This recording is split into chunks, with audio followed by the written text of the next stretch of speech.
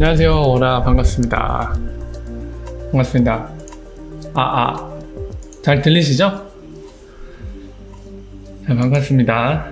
오늘은 일단은 오늘 시작은 최근 소식들 정리해서 핵심 부분들만 좀 말씀을 드릴 거고요. 말씀드린 후에 이제 Q&A 해갖고 함께 나누고 싶은 얘기도 함께 나눠볼 예정입니다. 자, 시작을 바로 해볼게요. 네, 봉주로 어서오세요.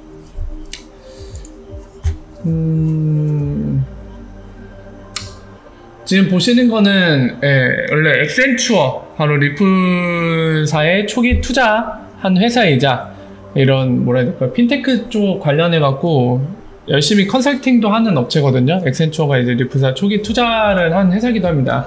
원래는 지금 보시는 요 사람 있죠, 제레미 라이트, 원래 엑센추어 소속이었는데 현재는 이제 최근 기사에 따르면은 이제 리플사 유럽 쪽 고객들 담당하는 VP로 활동 중이라고 합니다. 그래서 이 사람이 트윗 남긴 건데 이 사람이 지금 보시는 요거 이제 핀테크 인사이더라는 언론 매체 통해서 지금 여러 명의 이제 출연자들이 나와갖고 지금 주제들 보이시죠? 코리스펀던트 뱅킹은 무엇이냐, 한거래 이런 은행 통해서 하는 그 거래에 관련된 거, 그게 무엇인지, 그리고 테크놀로지가 지금 산업을 바꿀 수 있냐, 그리고 미래 DLT 베이스로 될 것이냐, 이런 주제들을 놓고 같이 얘기를 나눴는데 이 얘기들 중에 이렇게 나왔다고 합니다. 스위프트 GPI가 오히려 우리 회사 금융기관의 비용을 더 증가시키고 있다. 오히려 GPI 써갖고 비용이 더 들어가기 시작했다는 얘기를 했다고 합니다. 그리고 뱅크 오브 잉글랜드, 이제 영국 중앙은행이죠. 영국 중앙은행이 RTGS, 리얼타임 그로스 세틀먼트 약자입니다. 뭐냐면 실시간 결제 시스템. 중앙은행들 다 갖고 있다고 했죠. 웬만한 이제 선진국에 해당되는 중앙은행들 다 갖고 있습니다. 워라 어서오세요. 근데 영국이 선진국인데도 불구하고 영국 중앙은행이 만든 실시간 결제 시스템이 오픈되어 있는 것보다, 그러니까 운영되는 시간보다 닫혀있는 시간이 더 많다는 거예요.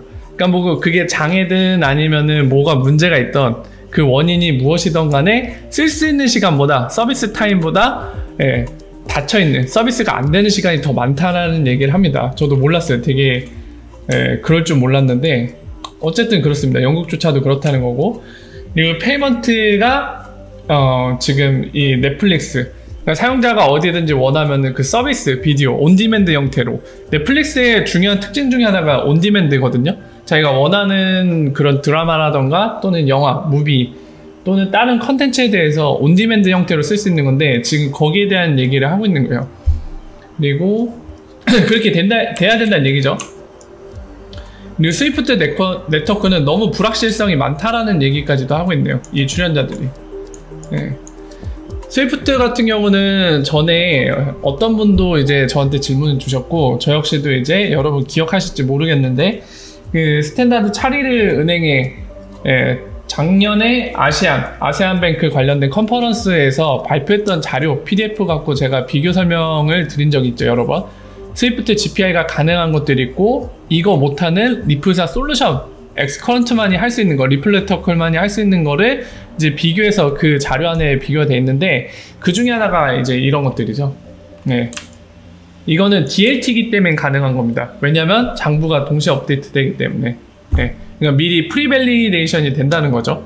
중간에 수수료 얼마나 들고 이 페이먼트를 진행해서 최종적으로 도착하는 금액은 얼마고 수수료 얼마고 중간에 어떤 이제 컨버팅 환율이 결정되는지 여러 가지들을 한꺼번에 미리 알고 이 거래가 성사됐을 때 바로 동시에 원장들이 업데이트 된다는 거죠. 이런 것들 얘기가 나왔다고 합니다. 되게 중요한 부분이죠.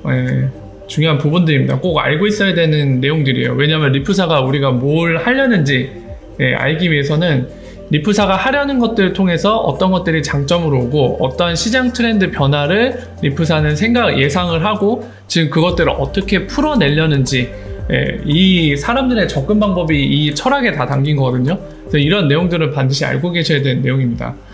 그리고 이거는 머니텍 관련된 소식인데요. 보니까 8월 30일 날 SBI 그룹 홈페이지에 게시가 됐더라고요. 모인탭이 투자를 받는다고 했었죠. 키타 회장이. 예, 여러 군데 투자를 받고 있고, 또한 이제 리플사한테도 투자를 요구하고 있고, 예, 아마 성사될 것 같다는 얘기를 했는데, 그것과 별개로 그런 맥락에서 지금 일본에 있는 두 곳이 추가로 참여하면서 모인탭에 투자를 했고, 그 사람들이 이제 지분 보유를 했다고 합니다. 그러니까 약간 어떻게 보면은 공동 출자해서 만든 회사죠. 여러 컨소시엄들이 합쳐갖고. 예, 그 소식이고요. 참여자가 늘어날수록 좋습니다. 예. 그리고 그 참여자들이 출자를 하면서, 그러니까 우리가 알기 쉬운, 이해하기 쉬운, 체감되는 단어로는 투자. 우리가 보통 투자라고 하는데 기업들은 보통 그걸 출자라고 해요. 그래서 출자회사, 뭐 100% 출자회사, 예, 뭐 이런 식으로 표현을 하죠.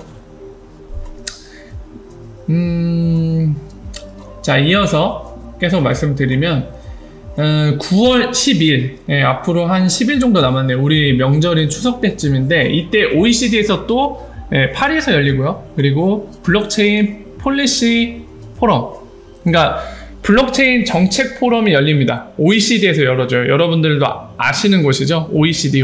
뭐 OECD 발표 자료에 따르면 뭐 우리나라가 어떤 분야에서 뭐 남녀 성평등에서 뭐 몇위 막 이런 통계 자료 발표를 많이 하는 곳으로도 많이 최근에 아실 것 같아요. 왜냐하면 우리나라 국내 상황에서 정치적인 이슈나 이런 것들이 굉장히 많다 보니까 어디에서 자료를 끌어와야 되는데, 그때 많이 언급되는 곳 중에 하나가 바로 OECD거든요.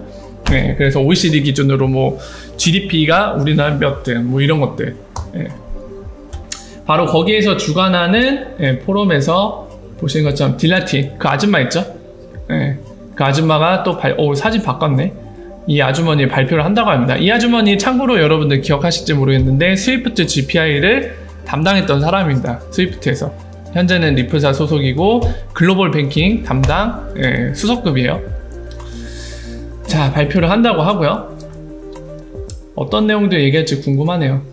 그리고 지난번에 이거 봤던 것 같은데, 이게 다른 거네요 또. 두 번째 날 마찬가지로 OECD 관련된 건데, 지금 보시는 것처럼 OECD 두 번째 날 9월 13일이죠. 이거랑 별개입니다. 똑같은 포럼에서 이제 참여를 하는 거긴 하지만 이건 딜라틴이고 이거는 리플사 다른 직원이에요. 한번 볼까요?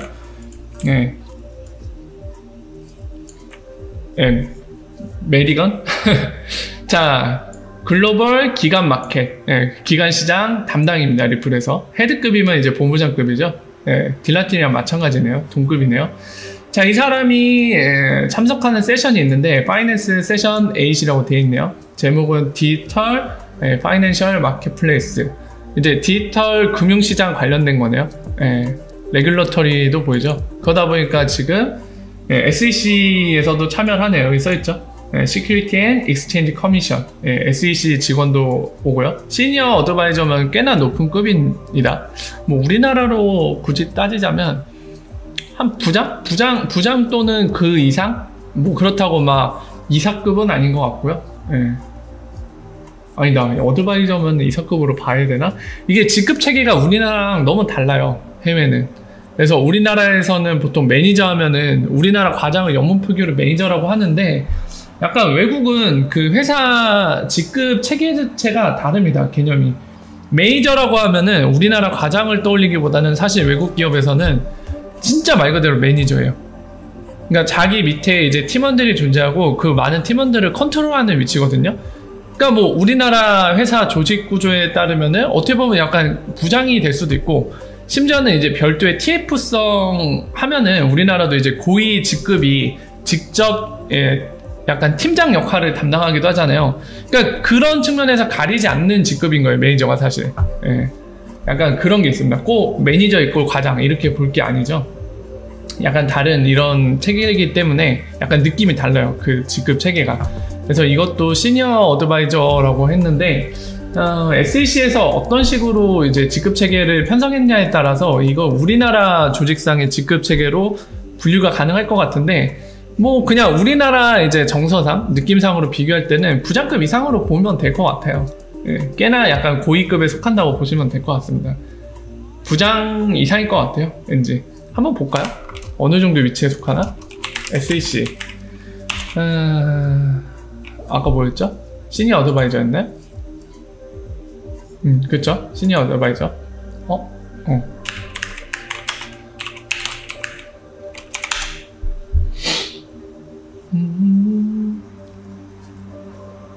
이 중에서 시니어 어드바이저 중에 하나를 찍어보면 되겠죠. 거의 위원급인가 본데요? 지금 이런 식으로 하는 거 보니까. 이거 되게 고이네요. 이거 부장급도 아니에요. 보세요. 지금 2019년 6월 3일 기사인데, 지금 보니까, 보세요. 이 케빈이라는 사람을, 지금 여기 있죠? 체어맨. 사이버 시큐리티 폴리시. 그러니까 사이버 보안 쪽 정책 담당 체어맨으로 임명했대요. 이 시니어 어드바이저. 이거 거의 위원급인 것 같아요. 보니까. 위원급으로 봐야 될 것 같습니다. 부장 이상이에요. 제가 볼 때. 어쨌든 이런 고위에 속하는, 고위직급에 속하는 사람, SEC 사람과 이 사람, 리플사의 글로벌 기간 마켓 시장 담당 본부장급이 같이 참석을 해서 발표를 한다고 합니다. 뭐 이때 재미난 얘기가 오갈 수도 있죠. 여러분들 항상 오해하시면 안 되는 게, 한 자리에 모였다고, 옷깃만 스쳤다고, 둘이 같은 장소에서 대화 한번 나눴다고 둘이 항상 그 썸씽이 나는 건 아닙니다. 제가 누누이 말씀드리지만 이 되게 극단적인 비교를 해서 죄송하긴 하지만 사실 이런 극단적인 비교를 통해서 이 현실을 알려드려야죠.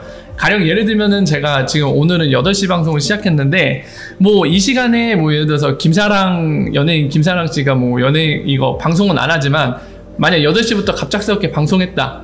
그럼 둘이 뭔가 썸씽 있는 건가요? 아니죠. 그냥 같은 시간에 방송했을 뿐 둘은 전혀 상관이 없습니다. 지금 맥락도 똑같아요. 같은 장소에서 누가 뭔가 리플사 관련이 있으면 좋을 것 같은 누군가가 참석을 한다. 그럼 무조건 썸씽이 있겠지. 있을 수도 있어요. 있을 수도 있지만 여러분들 사업을 할 때 생각을 해보십시오. 어디 컨퍼런스나 세션에 나가서 같은 장소에 한번 참석했다고 해서 야, 비즈니스 성사 우리 계약이야. 이런 경우 극히 드뭅니다. 그죠? 너무 그러니까 긍정적으로 생각하는 건 항상 좋은 것 같아요. 저도 긍정적으로 살려고 하는데, 그렇다고 해서 약간 그런 현실성 없는 긍정은 좀 약간 지양을 해야겠죠. 옷깃만 스쳐도 우린 결혼할 사이야. 이런 식의 약간 그러니까 연관을 짓는 거는 좀 약간 지양을 해야 되는 것 같습니다. 아무래도 우리는 현실을 살아나가야 되죠. 그래서 그런 거를 항상 조심하시면 됩니다. 그리고 이런 식으로 약간 옷깃만 스쳐도 우리는 결혼할 사이, 이런 식으로 소설을 써서 퍼뜨리는 것도 항상 조심하십시오. 그런 얘기 절대 속으시면 안 됩니다. 어차피 이런 장소에 만나서 가능성은 낮지만 썸씽이 생기면 결국에 공개되게 있어요. 공개돼 있으니까 막 서둘러서 그런 막 폭발적인 희망회로를 돌릴 필요는 없는 것 같아요. 만약에 그게 사실이 되면 어차피 드러날 테니까. 그죠? 자, 그리고 요거는 제가 여기에서 같이 말씀드릴게요. 유로 액션뱅크 얘기가 나왔는데 여기에서 같이 말씀을 드리겠습니다. 마커스 트리처, 영국 사람이죠. 지금 리플사에서 여기 SVP라고 되어 있죠. 약간 부사장급으로 보시면 됩니다. 이 사람이 이제 인터뷰를 했어요. 인터뷰를 했는데 재미난 거는 글로벌 뱅킹 앤 파이낸스.com이라는 사이트 통해서 인터뷰를 했는데, 다른 내용 여러분들 아시는 내용이니까 제가 굳이 설명 안 드릴게요. 이 시장이 어떻게 규모가 바뀌어 나가는지 지난번에 설명드린 C2C, 커스터머 투 커스터머, B2C는 뭐죠? 비즈니스 투 커스터머, B2B는 비즈니스 투 비즈니스, 기업 대 기업, 이거는 고객 대 고객. 이거 알고 계시죠? 그 시장이 어떻게 변화하고 있는지. SME도 나오죠? 뭐죠? 중소기업을 얘기합니다. 우리나라 말로 굳이 바꾸자면. 스몰 앤 미디엄 엔터프라이즈니까요. 자, 뭐 이런 것들, 시장의 변화 뭐 이런 얘기 나오는데 이거는 한번 읽어보세요. 여기서 중요한 거는 뒤로 가면은 이쪽에 나옵니다. 첫 번째 요거거든요. 자, 보세요. 뭘 얘기하다가 이제 인터넷 오브 밸류를 얘기하다가 우리는 이거를 인터넷 오브 밸류라고 부른다. 그러면은 앞에 맥락상 무슨 수능 그런 뭐라 해야 될까요? 국어 관련된 수업을 하는 거 같네요. 인터넷 오브 밸류라고 부른다면은 인터넷 오브 밸류가 뭔지 쭉 설명한 다음에 지금 설명한 이 내용을 우리는 인터넷 오브 밸류라고 부른다 이렇겠죠. 앞에 인터넷 오브 밸류 관련된 설명했을 거예요. 이런 게 이거다 하고 나서 우리는 이거를 IOV라고 부른다 하고 나서 예를 들기 시작합니다. 자, 여기 중요한 건 이 부분이에요. 자, 예를 듭니다. For example 하면서 예를 들죠. 리플사가 파트너 맺은 거, 여기 캠브리지 글로벌 페이먼트라고 되어 있는데 얘네는 캐나다에 있는 페이먼트 회사입니다. 여기 좀 주석이 달려있죠. 플리코라는 업체가 이 캠브리지 글로벌 페이먼트라는 업체를 인수했어요. 아마 작년으로 제가 기억을 합니다. 뭐 이건 중요하지 않아요. 어차피 캐나다에 있는 페이먼트 업체 정도만 알고 계시면 됩니다. 여기 나있죠? 레스트 이어 해갖고. 예. 자, 중요한 건 여기부터 시작이 되는데요. 예, 인터뷰 때 엑스라피드 쓰는 거를 이 사람이 밝혔습니다. 보이시죠? By using XIP 라고 되어 있죠? 또 빅스비 반응했네. 예. XIP를 사용함으로써 라고 해야죠. 예, 뭘 하기 위해서? 예, 퍼실레이티, 그러니까 크로스보더 페이먼트 확장하기에 XIP를 사용함으로 이렇게 나와있죠. 비용도 컷다운 시키고, 인터내셔널 B2B 페이먼트, 그러니까 기업 대 기업 국제 페이먼트, 그리고 이 트랜잭션 스피드 just a few seconds, 뭐 몇 초만으로 이거를 다 효율화 시켰다는 얘기를 하죠. 더 컴퍼니는 유회사잖아요. 지금 캠브리지 FX. 작년에 캠브리지 FX가 공개한 영상들을 보면 엑스라피드를 쓸 거에 대한 얘기를 많이 합니다. 근데 그 뒤로 소식이 없었거든요. 근데 오늘 지금 여러분들 같이 살펴보실 마커스 트리처의 이 인터뷰 내용으로 이들이 엑스라피드를 쓰고 있다는 게 확인이 됐습니다. 컨펌이 됐어요.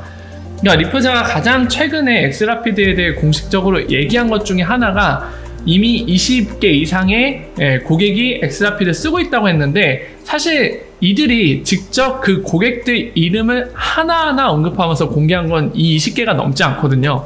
그러니까 공개 안 한 이름 중에 하나가 요거란 얘기입니다. 캠브리지 FX. 쓴다고 막 우리 쓰기 시작했어요. 막 머큐리 FX라던가 또 어디 있을까요? 또 누구 있지? 갑자기 왜 생각이 안 나죠? 요즘에 약간 머리가 텅텅 비는 것 같아요. 공개적으로 얘기한 머큐리 FX나 뭐 쿠알릭스, 그리고 카달리시스, 그리고 또 뭐가 있을까요? 샌드프렌드, 이런 데처럼 대대적으로 얘기 안 했을 뿐이지 이 인터뷰를 통해서 캠브리지 FX, 캐나다에 있는 페이먼트 업체는 엑스라피드 사용이 확인이 됐습니다. 자, 더불어서 뒤쪽을 보시면요, 여기 나와있죠? 이 유로엑슨뱅크 여러분들도 알고 계시죠? 유럽에 영국에 기반을 둔 은행인데 작은 규모라서 되게 많이 실망했었죠. 은행은 은행이고 얘네가 엑스라피드 쓴다고 하는데 너무 작은 규모, 그러니까 우리가 흔히 알고 있는 큰 규모의 은행이 메이저 은행이 아니라 작은 규모로 해서 많이 논란이 됐던 은행인데, 어쨌든 이들은 예전부터 엑스라피드가 뭐 게임 체인저니 막 이거 쓸 거다 얘기 많았는데 쓰고 있는 걸로 공식 컨펌이 됐습니다. 지금부터 그 내용 보실 거예요. 또 인스턴스라고 얘기를 하죠. 예를 들면 유로엑슨뱅크, 아까 말씀드렸는데 UK, 영국 얘기죠. 유나이티드 킹덤을 얘기하죠. SME 뱅크라고 하죠. 중소은행이라고 얘기를 하죠. 여기 보시면은 중소은행인데 어디에 스페셜라이즈 돼 있냐, 어디에 특화되어 있냐, 인터내셔널 익스포트 앤 임포트 페이먼트, 바로 수출입을 얘기합니다. 해외에서 국내로 또는 국내에서 해외로 수출입하는 그 페이먼트에 특화되어 있는 중소은행인데, 이 은행은 유즈 블록체인이라고 되어 있고, 뒤에 뭐라고 나왔죠? Combine with XIP라고 나와 있습니다. 그냥 블록체인만 쓴다고 하면은 이제 뭐 XIP를 쓰고 있는지 안 쓰는지 확인이 안 되는데 명확하게 표기를 했어요. Combine with XIP라고. XIP를 포함해서 쓰고 있다는 거죠. 조합을 해갖고. 그래서 마찬가지로 유로엑슨뱅크도 엑스라피드 쓸 것 안 쓸 것, 뭐 쓴다 얘기만 했는데 그 뒤로 이제 명확하게 오늘부터 우리 엑스라피드 쓰는 사이야 뭐 이런 식으로 공개는 안 했는데 약간 생뚱맞게도 마커스 트리처의 이 인터뷰를 통해서 유로엑슨뱅크도 XIP를 쓰고 있는 게 확인이 됐습니다. 여기서 공식적으로 확인이 됐죠. 그래서 나머지는 한번 읽어보세요. 뭐 시장의 흐름에 대해 계속 나와 있는데, 뭐 최근 보고서에 따르면 주니퍼에서 연구한 보고서에 따르면 뭐 B2B 크로스오버 트랜잭션이 2023년까지 7% 증가할 거다 뭐 이런 얘기를 하는데, 이런 것들 참고 삼아서 어떤 식으로 트렌드로 페이먼트 시장이 변해가는지 이런 것들 참고하실 때 보시면 될 것 같습니다. 자, 이어서 계속 가도록 할게요. 이 샌드프렌드 본인들 약간 이제 뭐라 해야 될까요? 이벤트 같은 거 이벤트이자 본인들이 이제 미국 전주에서 샌드프렌드 사용이 가능한 건 아니거든요. 그래서 사용이 가능도 확장해 갈 것이다 이런 얘기들을 하고 있죠. 띠띠띠띠띠. 예, 여기까지 설명드리면 최근에 주의했던 소식들은 다 설명을 드린 것 같고요. 이거 민감한 거지만 제가 이거를 꼭 설명을 드려야 될 것 같습니다. 이게 하도 이슈화 돼갖고 저도 좀 약간 개인적으로 드릴 말씀도 있고요. 예, 참 에스크로 관련된 거 살펴볼 건데 이거 좀 설명을 드리고 이제 좀 개인적인 얘기도 좀 몇 가지 말씀을 드리겠습니다. 이거와 관련돼서 제가 드릴 말씀이 있어서 좀 설명을 드릴게요. 이거 진짜 안타까운데 혹시 작년 영상을 보면은 자 봅시다. 아주 오래됐을 텐데 띠디띠띠띠 여기 있나? 진짜 옛날로 가봅시다.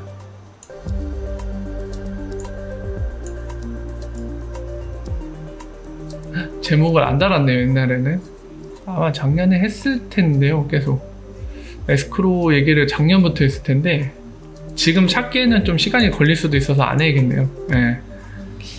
에이 안타깝구만. 자, 뭘 얘기하려냐면 자 일단 에스크로 까고선 얘기를 하죠. 피니시 된 거 오늘.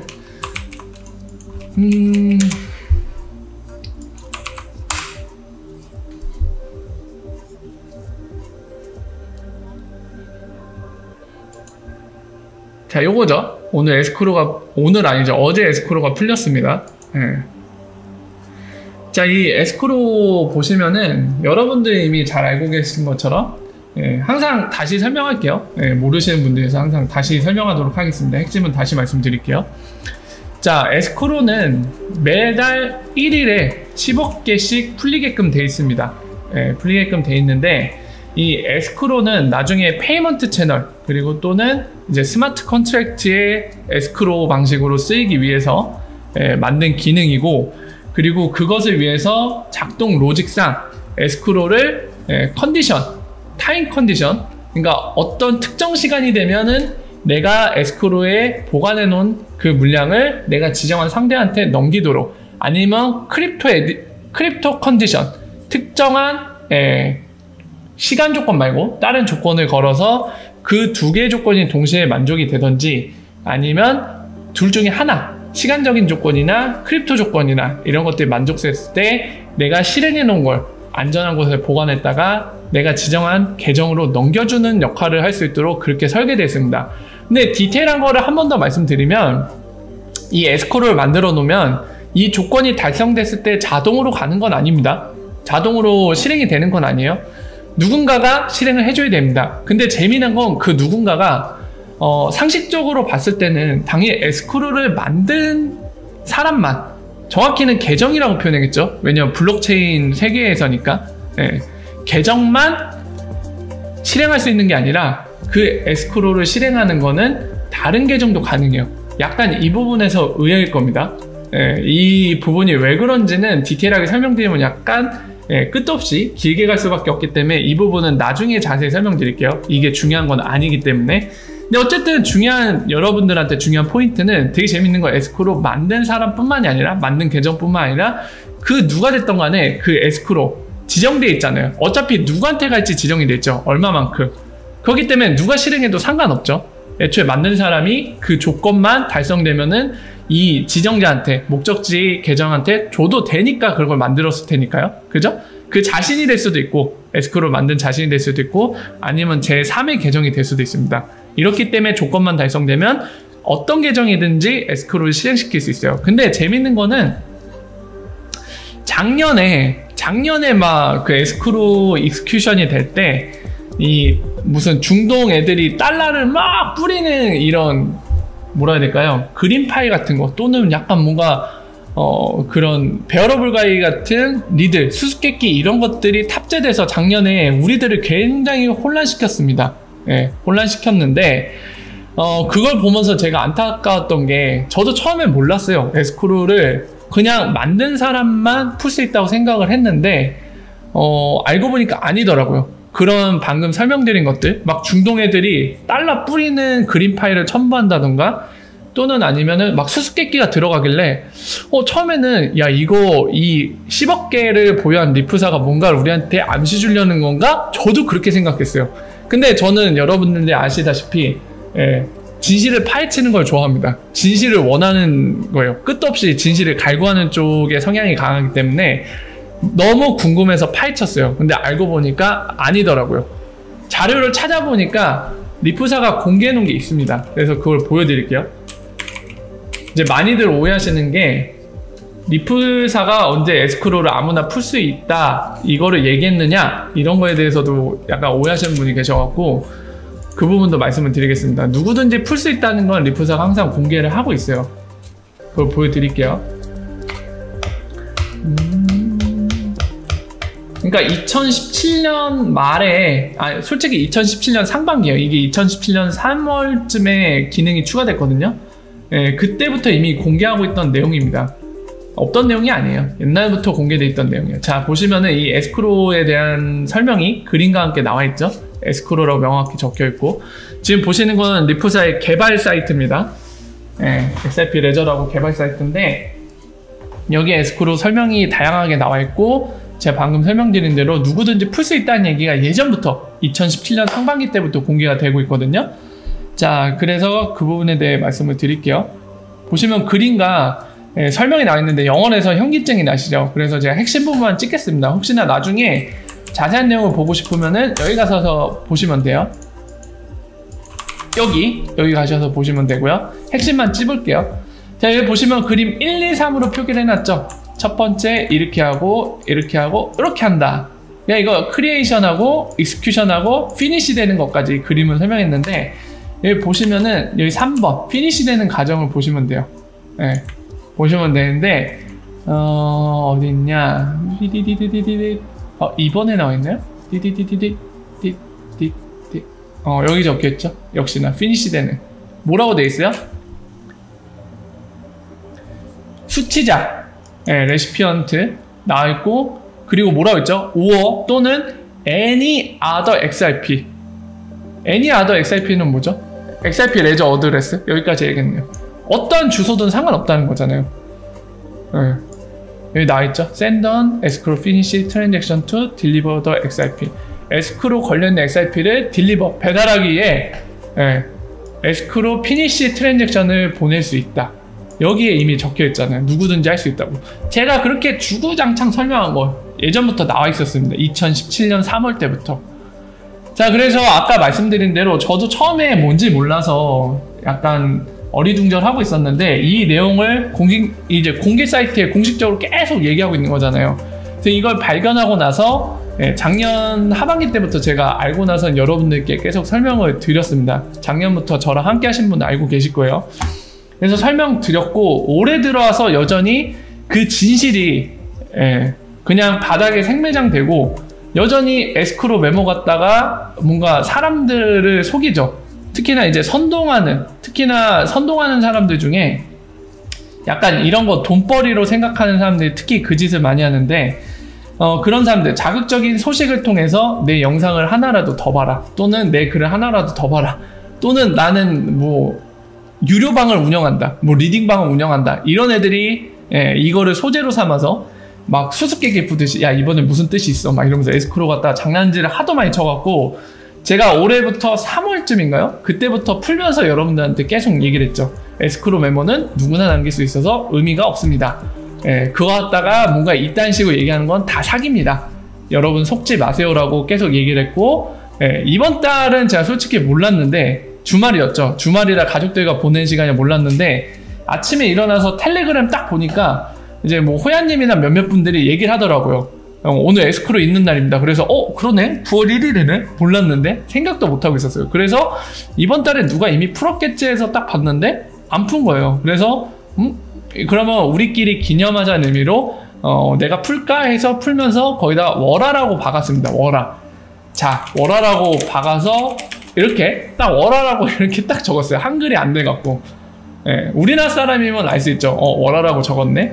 자, 그래서 방금 설명드린 게 이렇게 찍힌 거예요. 이번 달 거. 이렇게. 여기 보시죠? 월화. 제가 이런 스토리상으로 이제 돼갖고 풀었는데, 재밌는 거는 이거 갖고 또 소설이 난무했어요. 저는 참 납득이 안 되는 게, 어떻게 저걸 갖고 무슨 황당한 소설을 써낼 수 있는지, 건덕지도 없는데 참 그 사람들의 창작력은 대단한 것 같아요. 그리고 창작력뿐만이 아니라 다 그런 건 아니지만 걔 중에는 분명히 이런 자극적인 거 어떻게든 없어도 창조해내서 내가 돈 좀 벌자, 흑우들 어서 오게 막 이러면서, 왔는가 흑우들 막 이러면서 어떻게든 창작 소설을 만들어내기에 용을 쓰는 사람들이 굉장히 많거든요. 예, 그래서 그 사람들도 열심히 본인이 돈을 벌기에 거들어갖고 이 5 알파벳으로 정말 만들어내기 힘든 것도 만들어내갖고 난리를 치더라고요. 그래서 결국에는 그런 소식들이 퍼졌는데, 이 과정 중에 제가 진짜 안타까운 게 아니, 그렇게 돈에 대한 갈망과 그리고 더불어서 창작 능력이 그렇게 뛰어날 줄 몰랐습니다. 미처 생각도 못했어요. 저는 이 알파벳 5글자로 말도 안 되는 소설을 써낼 줄 몰랐는데, 어쨌든 그렇게 써냈고 많은 사람들이 또 거기에 혹한 사람들도 있는 것 같아요. 그래서 저한테도 이것과 관련해서 어제 오늘이죠. 어제 있었던 일이니까 어제 오늘 해갖고 메시지도 많이 오고 했는데, 정말 저는 개인적으로 정말 힘들었던 게 뭐냐면은 저한테 이제 궁금해서 물어보시는 분들도 계세요. 호의적으로, 또는 이제 뭐 호의든 악이든 그런 감정 없이 그냥 그저 궁금해서, 혹시 뭐 이거를 푸신 겁니까? 이게 의미하는 바가 뭡니까? 감정을 담지 않고 궁금해서 물어보시는 분들 굉장히 많았지만은, 그 중에는 약간 감정을 가지신 분들이 계셨어요. 그래서 몇몇 분들은 저한테 너 때문에 낚였잖아, 이런 얘기를 하신 분이 계셨어요. 굉장히 악의적으로. 제가 표현을 이렇게 해서 그렇지 저한테 욕을 하신 분도 계세요. 입에 담기도 힘든 이 욕을 그대로 재현해서 지금 얘기하면 신고가 들어갔을 때 제 영상이 정지 먹을 수도 있을 수준의 욕을 하신 분들도 계십니다. 참 안타까웠는데, 저는 그거를 겪으면서 되게 안타까운 게 2가지가 있었어요. 첫 번째는 뭐냐면, 여러분들께 말씀드렸지만 제가 이 유튜브 채널 시작한 게, 제가 이쪽이 전공이다 보니까 아까도 에스크로도 금방 파악을 했죠. 저 같은 경우는 알 수밖에 없죠. 제 전공이 이쪽이니까 다른 분들보다 유리한 입장에 있어요. 저는 내용 파악하기가 쉽습니다. 그래서 파악을 하고 나서 보니까 너무 사기가 많은 거예요. 자, 뭐 전문가라고 얘기한 사람들 중에 제가 진짜 한 100명을 봤으면은 그 중에 95명은 전문가가 아니에요. 그러니까 블록체인조차도 뭔지도 모르는데 전문가인 양 뭔가 얘기를 자꾸 합니다. 막 뭐 어떻다느니, 뭐 언제 얼마가 간다느니 이거는 뭐 이런 거다라고 하는데 사실 틀린 얘기거든요.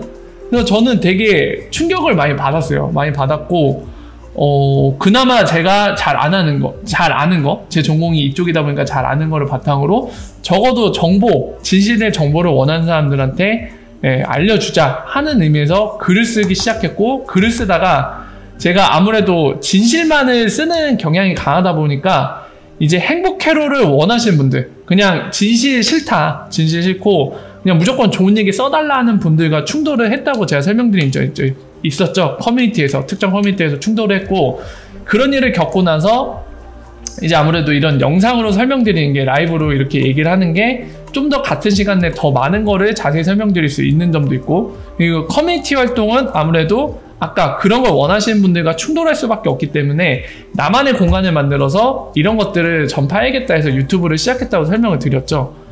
근데 이렇게 해서 시작했는데 아무리 제가 노력을 해도 여전히 그런 악의적인 사람도 있죠. 자기 돈 벌고자 뭐 진실이고 나발이고 다 필요 없어, 내가 돈 벌 수 있으면 왔는가 후구들 이러면서 다 이용해 먹겠다, 이런 사람들, 또는 선동하는 거 좋아하는 사람들, 이런 사람들, 그러니까 정확한 정보를 공유하고자 하는 그런 거 없이 그냥 오로지 그냥 돈 벌자, 뭐 하자, 이런 식의 이유들로 사람들을 이용하는 사람들 때문에 여전히 순진한 사람들이 많이 속고 있다. 이번 에스크로도 지금 그 증거잖아요. 그러니까 저는 안타까운 게, 그런 순진한 사람들이, 이게 돈이 걸린 문제인데도 불구하고 여전히 그런 사람들에 의해 속고 있다. 이거에 되게 안타까웠어요. 안타까운 동시에 약간 허무함을 느낀 게, 내가 아무리 노력을 해도 소용이 없구나, 달라지지 않는구나, 라는 거에 약간 좀 좌절감을 느꼈습니다, 솔직히. 예, 노력을 해도 참 안타까운 것 같아요. 그리고 두 번째 안타까운 거는 뭐냐면은, 두 번째 안타까웠던 거는, 저는 개인적으로 누군가가 억울한 일을 당하는 걸 굉장히 싫어합니다. 동시에 그런 성향이 있다 보니까 저 역시도 억울한 일을 당하는 거 싫어요. 그러니까 극도로 싫어요. 그냥 싫어하는 정도가 아니라 극도로 싫어합니다. 근데 제가 아까 같은 이유 때문에 이거를 하고 있고, 이거를 하고 있으면서 이런 비교가 좀 누구는 듣기 싫을 수도 있지만, 근데 제 입장에서는 충분히 저는 어필할 만한 점이라고 생각하는 게 뭐냐면은, 저는 이걸 하면서 여러분들한테, 여러분들 빨리 저한테 기부하세요. 여러분들 제 광고를 열심히 봐주세요. 여러분들 뭐 해주세요, 저한테. 여러분들 후원 좀 해주세요. 이런 얘기 안 하거든요. 오히려 반대로 얘기하죠. 하더라도 하지 마세요, 이렇게 얘기를 하잖아요. 그러니까 이런 식으로 활동하고 있는 저한테 이거를 제가 뭐 돈 벌자고 하는 것도 아니에요. 돈 벌자고 했으면 사실 선동을 하고 있겠죠. 저도 자극적인 내용만 해서. 진실이 알 게 뭐예요. 돈 벌려면은 사실 자극적인 게 좋잖아요. 그걸 아는데도 불구하고 저는 안타까움 때문에 정확한 정보를 원하시는 분들께 그걸 알리고자 이걸 하고 있는 상태인데, 와, 이거를 에스크로우 메모를 사실 의도한 것도 전혀 없고, 이 5글자 알파벳으로 소설을 쓸 수도 없는 수준인데, 이거 갖고 무슨 소설을 약간 만들어내라고 약간 제가 촉매제를 놔준 것도 아니잖아요. 근데 이거 갖고 저를 되려 욕하는 걸 보면서 되게 기분도 안 좋고 안타까웠어요. 이거 역시도. 여러분들 솔직히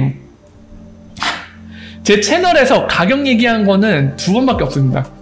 횟수로 따지면 더 있을지 모르겠지만 주제로는 딱 2개밖에 없을 거예요. 뭐냐면 데이비드 슈왈츠가 얘기한 거, 120불 관련된 거, 그리고 또 하나는 리플사 보드에 있는 수잔 에시가 본인 학생과 함께 논문 수준으로 그 평가 모델을 만든 거, XRP 가격 평가 모델. 그러니까 가치 평가를 하는 프레임워크를 만든 논문에 대해서 설명드린 점. 가격 관련된 얘기는 이 2개밖에 안 했을 겁니다. 이 2개도 사실 내용이 궁금하시다는 분들이 있어서 설명회에 이 내용들을 설명을 드렸고, 이 2개를 설명할 때도 제가 오히려 그 당시에는 행복 캐롤을 원하신 분들한테 반발을 많이 샀어요. 왜냐면 제가 이거 설명할 때 이렇게 얘기했거든요. 데이비드 슈왈츠도 사람입니다. 아마 그 영상, 저는 영상 절대로 삭제 안 합니다.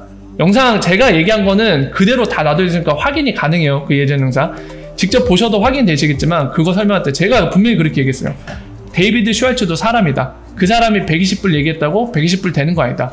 이 사람도 신이 아니다. 사람일 뿐이다. 그리고 이 사람은 디테일한 뭔가 그런 기반보다는 뭐뭐 할 때 얼마, 뭐뭐 할 때 얼마, 이런 식으로 얘기했을 뿐이다. 그거를 잘 아셔야 된다. 이렇게 되게 보수적으로 설명을 드렸고요. 그리고 아까 그 가격 아니죠. 가치 평가 모델 설명할 때도 똑같은 맥락 얘기를 했습니다. 이 사람들이 전문성은 있지만은 결국 이 사람들도 사람입니다. 이 사람들이 미래 가격을 맞출 수는 없습니다. 그냥 이 접근 방식, 이런 식으로 분석을 하는 접근 방식에 대해 우리가 배울 필요가 있지, 이 숫자에 너무 집착하지 마십시오. 이 얘기를 드렸을 겁니다. 아마 그때부터 함께 하셨던 분들은 기억을 하실 거예요.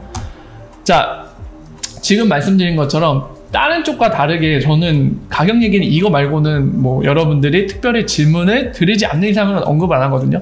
왜냐면 계속 말씀드리지만 부끄러운 것도 아니에요. 사실이니까. 몰라요. 저도 미래 가격을. 알면 얼마나 좋겠습니까? 미래 가격 알고 있고 만약에 무조건 오른다고 하면 저도 영혼까지 탈탈 털어서 풀매수를 했겠죠. 근데 저 역시도 모르니까 여러분들한테 설명이 불가능하다고 매번 말씀드렸고, 저 역시도 알 수가 없다. 이 얘기를 많이 드렸죠. 사실 아까 말씀드린 저를 욕하시는 분들 중에, 오늘 말고도 예전에 욕하시는 분들 중에 그런 분들 여러분들한테 표현을 안 해서 그렇지 항상 있었어요. 어떤 분들 있냐면은, 야, XRP 뭐 초대박이라며, 뭐 몇 월에 얼마 간다며, 왜 이러냐 가격이. 니 새끼도 그대로 표현이 나는데 재현하면 안 되죠. 당신도 우리를 이용해 먹는 게 아니냐, 돈벌이 수단으로 팩토리 너도 이용해 먹는 거 아니냐, 이렇게 얘기를 하신 분들 굉장히 많았습니다. 근데 저는 매번 딱 잘라 얘기했거든요. 제가 가격 얘기를 한 적이 있습니까? 제가 언제 얼마 간다고 사실에 근거하지 않아서 얘기한 적이 있습니까? 심지어 뭐 얘기한 적도 없죠. 얼마 간다는 얘기 자체를 안 하니까. 오히려 저는 XRP가 망할 수도 있으니 여러분들 소중한 자산이 걸린 문제니까 여러분들 위해서 신중히 결정하시라고. 이거는 무조건 보물섬으로 가는 일이 아니다. 위험이 따른 일이다. 쪽박 찰 수도 있다. 망할 수도 있기 때문에 리프사가. 그 얘기를 항상 말씀드렸습니다. 그 얘기는 도대체 어디서 듣고 오신 겁니까? 가격 관련해서는. 저한테 푸실 일이 아닙니다 라고 얘기했어요. 왜냐면은 뭐 허허허 하면서 그냥 웃고 넘어갈 수도 있지만 아까 말씀드렸다시피 저는 극도로 억울한 일을 싫어하거든요. 그러니까 어디서 뭔가 말도 안 되는 행복 회로를 듣고 와서 저한테 화풀이 하시는 분들에 대해서 되게 속상했어요. 계속 그런 일이 있을 때마다 말씀을 안 드려서 그렇지, 정말 오늘날까지도 이번 일도 저는 이제 이런 일을 겪고 있다가 이 에스크로 관련된 것도 이런 식으로 얘기를 하는 거 보고 되게 절망적이었어요. 내가 지금 뭘 하고 있는 건가, 해도 의미도 없네, 그리고 오히려 욕만 먹네, 이런 생각이 드니까 오늘 진짜 힘이 쭉 빠지더라고요. 하루 종일. 솔직히 기분도 안 좋았지만 기분 안 좋은 거보다 그냥 기분 안 좋고 나서 그런 느낌 있죠. 축 처지는 거. 내가 지금까지 한 게 뭔가, 이게 내가 뭘 위해 이거를 하고 있었나 싶더라고요, 진짜로. 와. 그래서 오늘 되게 공지 때 말씀드렸지만 글루미 하더라도 양해를 부탁드린다고 한 거는 이런 일 때문에 그랬어요. 오늘 허무감이 장난이 아니었어요. 그냥 제가 이거 시작한 지 한 1년 정도 된 것 같거든요, 유튜브 활동은. 1년 동안 내가 뭘 한 건가 싶기도 하고, 내가 노력한 것들이 그 진실을 알리고자 하는 것들이 아무 의미가 없었나 싶기도 하고 막 되게 그랬습니다. 암울했어요, 굉장히.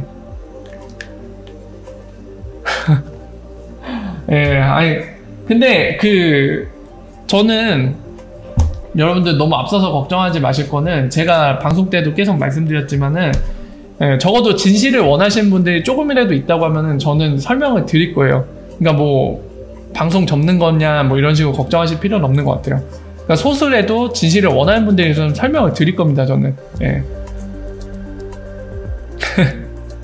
맞아요. 근데 혜연미님 말씀도 맞아요. 솔직히 저는 개인적으로 그냥 오늘 바로 그만두고 싶다는 생각도 되게 많이 들었어요. 근데 제가 한 약속이 있기 때문에 약속은 지킬 겁니다.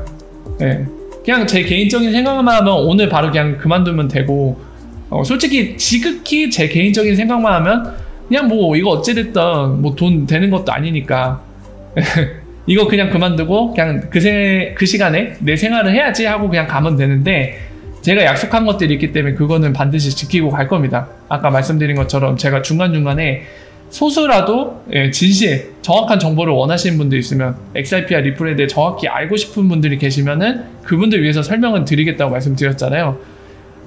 그래서 그 설명은 드릴 겁니다, 계속. 스타 방송이요? 아니에요. 그 게임 방송 안 해요. 게임 방송 생각 없어요. 어쨌든 이런 일 때문에 좀 약간 글루미했는데, 이 기회를 통해서 제 개인적인 생각 정리, 이것과 관련된 얘기도 겸사겸사 말씀을 드렸고요. 그리고 에스크로는 이번을 마지막으로 저는 터치를 안 할 생각입니다.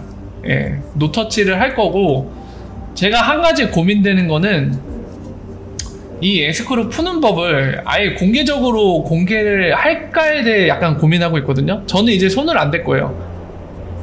손을 안 댈 거고, 그것과 관련돼서 에스크로 푸는 법을 공개할까, 대대적으로 공개할까 말까를 되게 고민 중인데, 이거에 대해 좀 여러분들도 고민을 하셔서 어떻게 하는 게 가장 좋은지에 대한 의견을 주시면은 좋을 것 같아요. 근데 이게 공개했을 때 그리고 공개하지 않았을 때 장단점이 확실한 게, 이거를 공개하면은 제가 설명하는 거를 리플가가 됐던 아니면은 리플 쪽을 좋아하시는 분이든 그 누가 됐던 간에 다 볼 수 있습니다, 제 영상. 솔직히 리가들이 제 영상 진짜 많이 보는 것 같아요.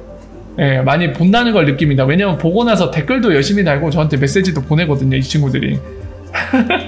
아니 왜 이렇게 친데레, 이 사람들.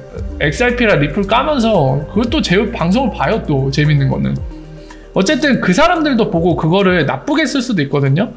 그러면 여기 계신 분들은 잘 아니까 안 속을 텐데, 문제는 다른 사람들이 또 문제가 돼요. 그래서 그런 점들 때문에 제가 고민이 많이 됩니다. 배지 멤버 공개도 어떻게 보면 방법일 수 있는데 어쨌든 여러분들이 한번 의견을 주십시오. 제가 의견을 수렴해서 그거를 어느 쪽이 좋은지를 충분히 고민한 다음에 만약에 공개하는 게 좋겠다, 공개하는 게 모든 사람들한테 더 이득이다 했을 때는 공개를 하고, 만약에 아닌 것 같으면 그때는 공개를 안 할게요.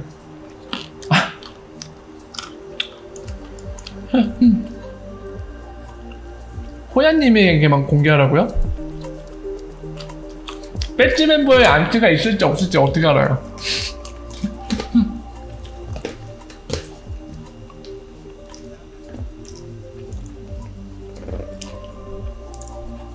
네, 알겠습니다. 좋은 말씀 감사합니다.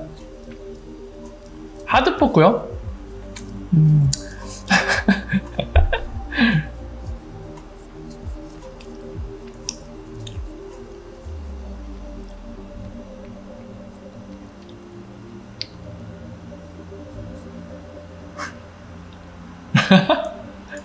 네. 아니, 저는 이제 손 안 댈 거예요. 저는 절대 손 안 댈 겁니다.